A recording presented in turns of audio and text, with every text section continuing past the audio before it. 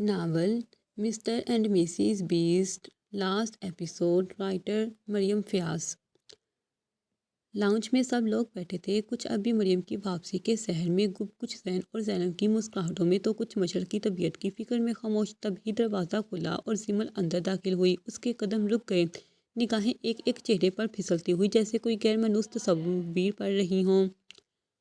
پھر اچانک اس کی نظریں ایک مقام پر ٹھہر گئیں۔ مریم۔ سمل کی آنکھیں پھیل گئیں جیسے کسی نے اس کے اندر کی روح چوس لی ہو، جیسے اس کا جسم ایک دم ٹھنڈا پڑ گیا ہو۔ مریم نرمی سے مسکرائی، وہی پرسکون، خاموش مگر خنجر جیسی مسکراہٹ۔ آہستہ قدموں سے آگے بڑھی، بران بھی اس کے ساتھ کھڑا ہوا۔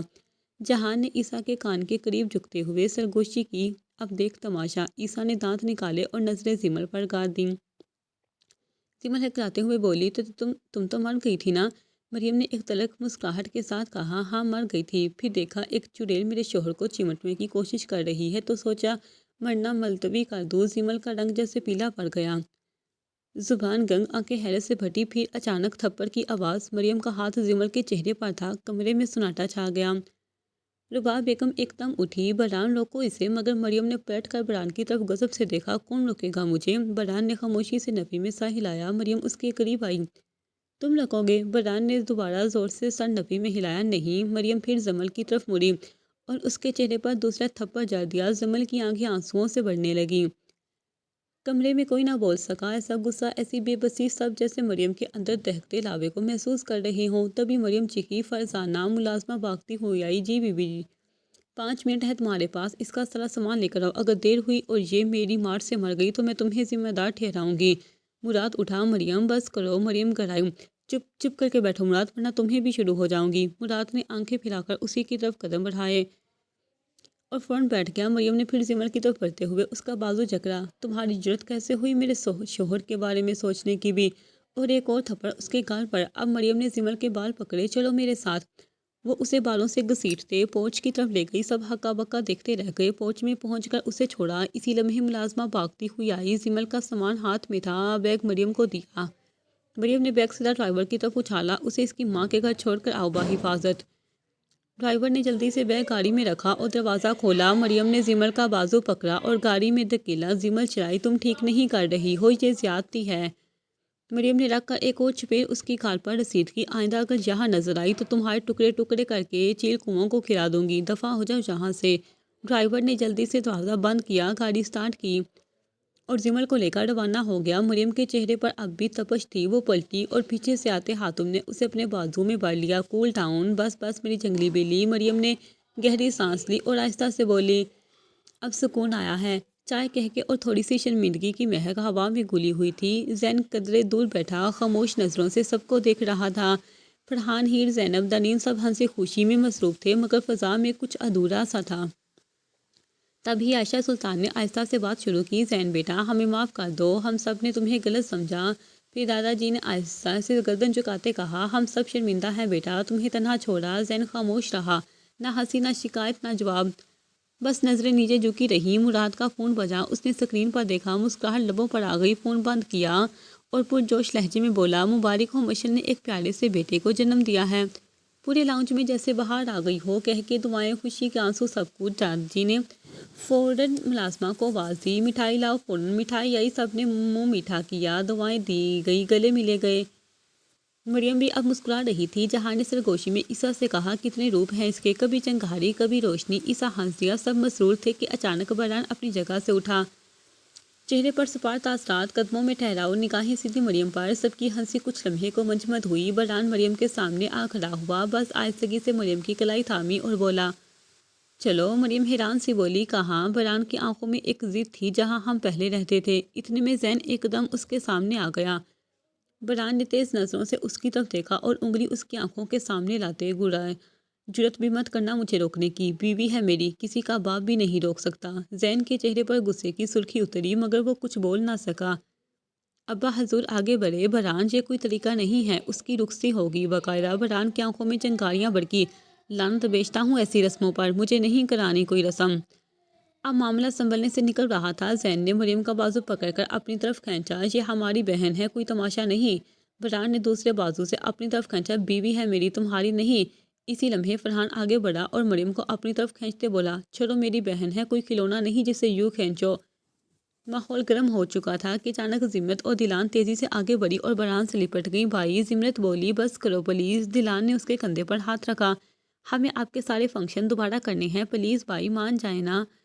پھر دنین اپنی بولی صورت کے ساتھ بولی، 2 ہفتے، بس 2 ہفتے بھائی پلیز۔ برہان نے سب کو دیکھا، پھر جیسے بے بسی سے ہاتھ کھڑے کر دیے۔ اچھا بھائی، مگر یاد رکھو 2 ہفتے، اس سے زیادہ نہیں انتظار کروں گا۔ سب کا کہکا لاؤنج میں گونج گیا۔ مریم نے شار سے نظریں چوائیں اور برہان نے ایک ہلکی سی مسکراہٹ میں اپنی جیت کو محسوس کیا۔ 2 ہفتے پر لگا کر گزرے تھے، آج آ کر وہ دن آ گیا تھا۔ پورا شمس پیلس جگمگا رہا تھا، ہر دیوار، ہر دور و دیوار پر خوشیوں کا رنگ چڑھا ہوا تھا۔ برہان اور مریم کی شادی کی تیاریاں عروج پر تھیں۔ صبح مہندی کا فنکشن روایتی جوش و خروش سے منایا جا چکا تھا اور شام کو شاندار ولیمہ کا بندوبست تھا۔ ہر طرف کہکے، ساز و واز، رنگ برنگی ساڑیاں، شلوار قمیضیں اور مہکتے خوشبوؤں کا سماں تھا۔ اسی ہنگامے کے بیچ زینب کا غصہ کمرے کی دیواروں سے ٹکرا رہا تھا۔ وہ ذہن سے کسی بات پر الجھ چکی تھی اور اب پیر پٹکتی باہر نکلی ہی تھی کہ اچانک سامنے سے جہان آ گیا۔ وہ مہین کے ساتھ آیا تھا اور ہمیشہ کی طرح موقع کا فائدہ اٹھاتے ہوئے چھیڑنے سے باز نہ آیا۔ ہیلو ٹڈی۔ زینب، جو پہلے ہی لال انگارہ بنی کھڑی تھی، جھنجھلا کر بولی، ٹڈی کس کو بولا؟ ظاہر ہے تمہیں ہی بولا، اب تمہارے شوہر کو تو بولنے سے رہا۔ زیادہ مسئلہ ہے میں چھوٹے قدم سے، تو ان سگینا کی ہیلز گفٹ کر دو۔ اگر اتنی اوقات نہیں ہے تو اپنی کتے والی زبان بند رکھو۔ جہان کا منہ کھلا کا کھلا رہ گیا۔ توبہ توبہ، کتنی لمبی زبان ہے۔ زینب پیر پٹکتی آگے نکل گئی اور جہان اپنی جگہ کھڑا حیرت سے سر ہلاتا رہ گیا۔ کمرے میں آ کر زینب کو احساس ہوا کہ وہ شاید کچھ زیادہ ہی بول گئی ہے۔ اس کا دل شرمندگی سے بھر گیا۔ اس نے گہرا سانس لیا اور کمرے کے دروازے پر آ کر نرمی سے دستک دی۔ اندر زین بیڈ پر بیٹھا کسی سوچ میں گم تھا۔ زینب دروازے سے اندر آتے ہوئے بولی، میں آپ سے معافی مانگنے آئی تھی۔ زین نے سر اٹھا کر دیکھا اور سپاٹ لہجے میں کہا، مانگو۔ زینب نے حیرت سے اسے دیکھا۔ کیا؟ زین مسکرا کر بولا، معافی۔ زینب نے نظریں جھکائیں، میں نے آپ سے بہت بدتمیزی کی نا؟ زین اٹھا اور آہستہ سے اس کی طرف بڑھا۔ ہاں۔ زینب ایک قدم پیچھے ہوئی، تو معاف نہیں کریں گے؟ زین ایک اور قدم بڑھاتے بولا، نہیں۔ زینب نے پھر قدم پیچھے لیا، میں بہت بدتمیز ہوں نا؟ زین ایک قدم اور قریب ہوا۔ نہایت۔ زین قدم بہ قدم اس کے قریب آتا گیا۔ زینب پیچھے ہٹتی گئی اور آخرکار دیوار سے جا لگی۔ زین نے دیوار کے دونوں طرف ہاتھ رکھ دیے جیسے اسے قید کر لیا ہو۔ زینب کے چہرے پر گھبراہٹ اور شرارت کا حسین امتزاج ابھرا۔ کوئی آ جائے گا؟ زین اس کی آنکھوں میں دیکھ کر بولا، مجھے پرواہ نہیں۔ تبھی دروازہ درام سے کھلا اور جہان اندر آ دمکا۔ اوہ، میں نے کچھ نہیں دیکھا، میں بس یہ کہنے آیا تھا کہ سب باہر بلا رہے ہیں۔ Sorry to disturb your movement. وہ آنکھ مار کر ہنستا ہوا باہر نکل گیا۔ زین دانت پیس کر بولا، لعنتی آدمی۔ زینب نے موقع کا فائدہ اٹھایا، زین کو ہلکا سا دھکا دیا اور فوراً دروازے کی طرف بھاگی۔ پیچھے سے زین کی آواز آئی، آخر تو میرے پاس ہی آؤ گی۔ زینب نے مسکرا کر پلٹ کر دیکھا مگر قدم تیز کر لیے۔ باہر فضا میں ہنسی، خوشبو اور محبت بکھری ہوئی تھی۔ شام کا سورج دلہن کی طرح سرخ لباس میں ڈھل رہا تھا اور 2 دل خاموشی سے ایک دوسرے کے قریب ہو رہے تھے۔ ادھر کارا بے مینشن میں اپنی ضرورت کا سامان پیک کر رہا تھا۔ اس کا یہاں رہنے کا کوئی ارادہ نہ تھا۔ وہ اپنی باقی کی زندگی مریم کے ساتھ اسی اپارٹمنٹ میں گزارنا چاہتا تھا۔ اسی لمحے اس کی دراز سے اس کے بچپن کی تصویر نکلی جہاں وہ ترکی میں زیان اور احمد کے ساتھ کھڑا تھا۔ برہان نے اس تصویر کو دیکھا اور دھیرے سے بولا، کاش تم حسد نہ کرتے، کاش تم اپنی خواہشات کے پجاری نہ بنتے، تو آج ہم سب ہنسی خوشی رہ رہے ہوتے۔ مریم کے ساتھ وہ سب کرنے کے بعد بھی تمہیں ذرا ڈر نہیں لگا کہ تمہیں تو کہیں تمہارا راز فاش نہ ہو جائے؟ تم بس اپنی انا اور حسد میں یہ سب کرتے رہے، مگر ہر چال بول کر نہیں چلی جاتی۔ تم صرف کھیل رہے تھے اور اس کھیل کی ہر ڈور، ہمارے چال ہمارے قبضے میں تھی۔ تمہاری چالیں بس مہریں تھیں، بادشاہ تو میں تھا۔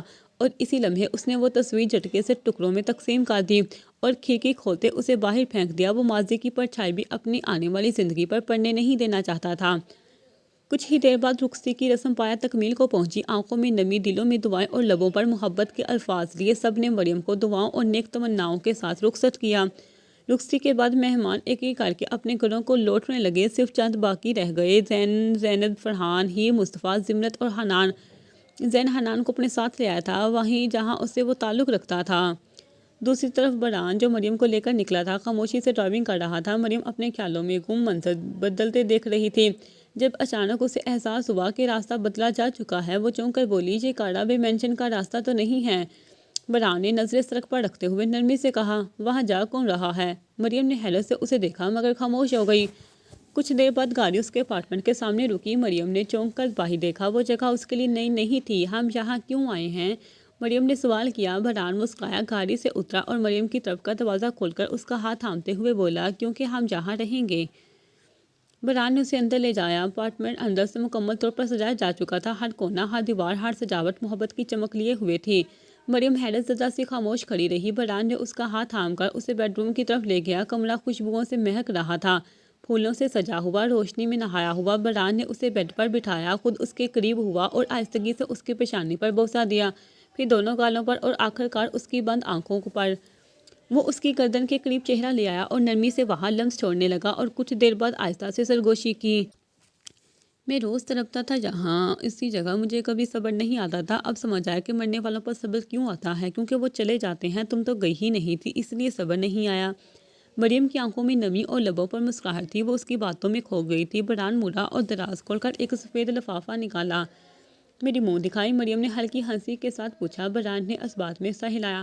مریم نے لفافہ کھولا، اندر امرا کی 2 ٹکٹیں تھیں۔ وہ بے یقینی سے فرحان کو دیکھنے لگی۔ فرحان مسکرا کر بولا، میں چاہتا ہوں اللہ کی اس نعمت کا شکر خود اس کے در پر جا کر ادا کرے۔ مریم کا دل خوشی سے بھر گیا۔ اس نے آہستہ سے کہا، مگر ہم مینشن کیوں نہیں گئے؟ فرحان کا چہرہ سنجیدہ ہو گیا۔ مجھے اب ان حویلیوں سے ڈر لگتا ہے، وہاں صرف سازشیں اور ماضی کے سائے ہیں۔ میں تمہیں وہاں لے جا کر پھر کچھ کھونا نہیں چاہتا۔ تو سب کو بتایا ہے؟ ہاں، مما بابا کو سب کو بتا دیا ہے، انہیں کوئی اعتراض نہیں، وہ سب سنبھال لیں گے۔ مریم نے ہلکے سے سر ہلایا۔ کچھ دیر بعد فرحان اٹھا، چلو اللہ کے حضور شکر ادا کرتے ہیں۔ مریم نے خاموشی سے مسکرا کر سر ہلایا اور واش روم کی طرف چلی گئی۔ وضو کرنے کے بعد وہ باہر نکلی تو فرحان بھی ایک دوسرے کمرے سے آ چکا تھا۔ دونوں نے مل کر جائے نماز بچھائی اور شکرانے کے نفل ادا کیے۔ نماز ختم ہوئی، دونوں نے ہاتھ اٹھا کر دعائیں کی۔ سجدے سے اٹھتے ہی فرحان نے نرمی سے سر مریم کی گود میں رکھا، جائے نماز پر ہی بیٹھا رہا۔ مریم نے آہستہ آہستہ اس کے بالوں میں انگلیاں چلانا شروع کی۔ فرحان نے آنکھیں بند کر لی۔ کبھی سوچا بھی نہیں تھا کہ اتنے اندھیروں کے بعد اتنی روشنی ملے گی۔ فرحان کی آواز میں سکون تھا، روشنی ہمیشہ آتی ہے، بس صبر کرنا ہوتا ہے۔ مریم نے آہستگی سے جواب دیا، تم میری روشنی ہو مریم، اور تم میری پناہ، مریم نے دھیرے سے کہا، اور وہ لمحہ ہمیشہ کے لیے ان کی سانسوں میں قید ہو گیا۔ کمرے میں رات کا سناٹا تھا۔ زینب خاموشی سے ڈریسنگ ٹیبل کے سامنے بیٹھی تھی۔ اس کے ہاتھ میں ایک تصویر تھی، انوشے کی۔ نگاہیں تصویر پر ٹکی تھی، مگر دل کہیں اور الجھا ہوا تھا۔ دروازہ ہولے سے کھلا اور زین خاموشی سے اندر آیا۔ وہ کچھ دروازے پر کھڑا زینب کو دیکھتا رہا۔ اس کے چہرے پر ایک عجیب سی سوچوں کی چھاپ تھی۔ زینب دھیرے سے اس کے پیچھے آ کر کھڑا ہوا۔ زینب نے چونک کر پیچھے دیکھا، مگر کچھ نہ بولی۔ زین نے نرمی سے زینب کے ہاتھ سے تصویر لی، ایک گہری سانس لی اور بنا کچھ کہے اسے دراز میں رکھ دیا، پھر دھیرے سے بولا، یہ تصویر اب یہی رہنی چاہیے۔ زینب کا دل ایک لمحے کو جیسے رک سا گیا۔ وہ آہستہ سے بولی، آواز میں کہیں درد چھپا ہوا تھا، لیکن آپ تو اس سے محبت کرتے تھے نا؟ زین نے ایک پل کو آنکھیں بند کی، پھر زینب کی طرف رک کر کے نرم لہجے میں گویا ہوا، ہاں وہ میری محبت ضرور تھی، مگر تم میری محرم ہو، اور محرم کی صورت میں اگر محبت نصیب ہو جائے تو وہ نعمت ہوتی ہے، اور نعمت کو کبھی نظر انداز نہیں کیا جاتا زینب۔ زینب کا دل اس کی بات پر ایک دم زور سے دھڑکا، آنکھوں میں نمی جھلکنے لگی۔ وہ دھیرے سے اٹھی اور بنا کسی تردد کے زین سے لپٹ گئی۔ زین نے بھی اسے مضبوطی سے اپنی باہوں میں بھر لیا، جیسے وہ دنیا کی سب سے قیمتی چیز ہو۔ وہ دیر تک اسے تھامے رہا، پھر اس کے ماتھے پر نرمی سے بوسہ دیا۔ کچھ لمحے خاموشی میں گزرے، پھر زینب نے سر اٹھا کر ہلکی مسکراہٹ کے ساتھ کہا، زین آپ کو پتہ ہے میں ابھی کیا سوچ رہی تھی؟ زین نے ہنستے ہوئے اس کی آنکھوں میں جھانکا۔ نہیں، کیا؟ زینب نے کچھ جھجکتے ہوئے مگر پوری سچائی سے کہا، کیوں نہ ہم مصطفیٰ کو اڈاپٹ کر لیں؟ زین کو ایک پل کے لیے حیرت ہوئی، پھر جیسے چہرے پر دھیمی سی روشنی چھا گئی۔ وہ مسکرایا اور زینب کی بات کا وزن محسوس کرتے ہوئے بولا، یہ واقعی ایک اچھا مشورہ ہے۔ زینب خوشی سے کھلکھلا کر ہنسی، جیسے کوئی چھوٹی سی بچی اپنی پسند کی چیز پا گئی ہو۔ سچ سچ، زین نے اس بات میں سر ہلایا، میں صبح ہی فرحان اور ہیر سے بات کرتا ہوں۔ زینب نے محبت سے سر ہلایا اور وہ دونوں دوبارہ ایک دوسرے کے قریب آ گئے، اس بار اور بھی مضبوط، اور ایک نئے رشتے کے خواب کے ساتھ، ایک ایسا خواب جسے وہ اب حقیقت بنانے جا رہے تھے۔ شمس پیلس کا وسیع لاؤنج، جہاں صبح کی نرم دھوپ شیشوں سے اندر آ رہی تھی۔ صوفوں پر سب جمع تھے، حنان، زمت، ہیر، مصطفیٰ، فرحان، زینب اور زین۔ ماحول ہلکا پھلکا تھا۔ زینب اور زمت کسی بات پر ہنس رہی تھی، جبکہ ہیر مصطفیٰ کے بال سنوار رہی تھی۔ زین خاموش بیٹھا تھا۔ کچھ دیر سوچنے کے بعد اس نے گہری سانس لی اور بولا، فرحان ہمیں تم سے ایک بات کرنی ہے۔ فرحان نے چونک کر زین کی طرف دیکھا۔ ہاں بولو۔ زین نے زینب کی طرف ایک نظر ڈالی، پھر نرمی سے گیا ہوا، میں اور زینب ہم دونوں مصطفیٰ کو اڈاپٹ کرنا چاہتے ہیں۔ لاؤنج میں اچانک خاموشی چھا گئی، ہر چہرے پر حیرت جھلکنے لگی۔ مصطفیٰ جو فرش پر بیٹھا کھیل رہا تھا، اپنے نام پر چونکا اور معصومیت سے ہیر کو دیکھا۔ ہیر نے دھیرے سے آنکھوں کے اشارے سے اسے خاموش رہنے کو کہا۔ وہ بچہ تھا، مگر ماحول کی سنجیدگی کو بھانپ گیا اور خاموش ہو گیا۔ فرحان اور ہیر نے ایک دوسرے کو دیکھا۔ لمحے بھر کو ایک خاموش مکالمہ ان دونوں کے درمیان ہوا، پھر ہیر کے لبوں پر نرمی سے مسکراہٹ ابھری۔ وہ آہستگی سے بولی، زین بھائی، مصطفیٰ آپ کا ہی بچہ ہے، ہمیں کوئی اعتراض نہیں۔ زینب کی آنکھوں میں نمی جھلکی، اس نے بے اختیار ہیر کا ہاتھ تھاما۔ فرحان نے سر ہلاتے ہوئے زین کی طرف قدم بڑھا کر کندھا تھپتھپایا۔ بہترین فیصلہ ہے مصطفیٰ، تم دونوں کی زندگی میں خوشی لائے۔ فضا میں خوشی کی لہر دوڑ گئی۔ زمرت نے زینب کو گلے سے لگا لیا۔ مصطفیٰ ابھی بھی کچھ نہ سمجھتے ہوئے سب کو خوش ہوتے دیکھ کر مسکرا رہا تھا، مگر اگلے ہی لمحے حلان کی سنجیدہ آواز نے سب کی توجہ کھینچ لی۔ مراد نے اپنے کمشنر کے عہدے سے استعفیٰ دے دیا ہے۔ کمرے میں پھر سے سناٹا چھا گیا۔ کیا؟ فرحان کے منہ سے بے اختیار نکلا۔ حیرت اور بے یقینی واضح تھی۔ حنان نے سر ہلاتے ہوئے سکون سے کہا، اس نے کہا ہے کہ وہ خود کو اس عہدے کے لیے مزید اہل نہیں سمجھتا، اس لیے استعفیٰ دے دیا۔ زین نے پیشانی پر ہاتھ رکھا، تو اب وہ کیا کرے گا؟ حنان نے مسکرا کر بتایا، میری اس سے بات ہوئی ہے، وہ برہان احمد اور جہان کے ساتھ مل کر بزنس سنبھالے گا۔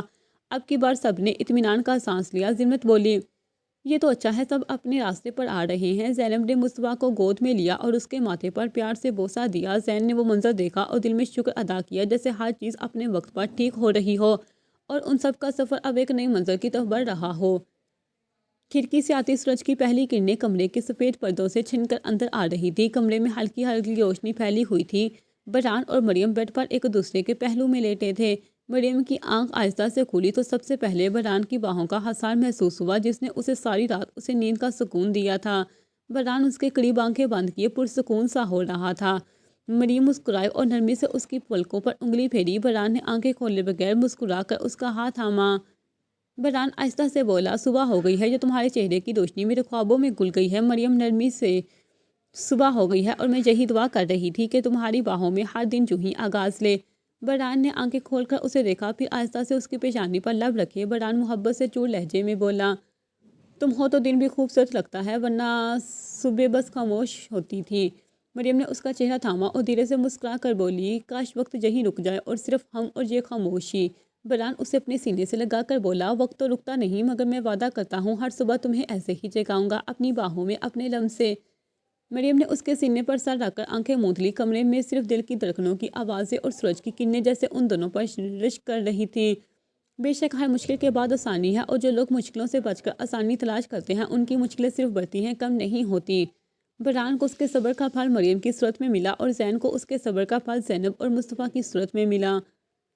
اور زین اپنی حسد اور نفرت کا انجام بھگت چکا تھا۔ بے شک نفرت اور حسد محض انسان کو بربادی کے سوا کچھ نہیں دیتے۔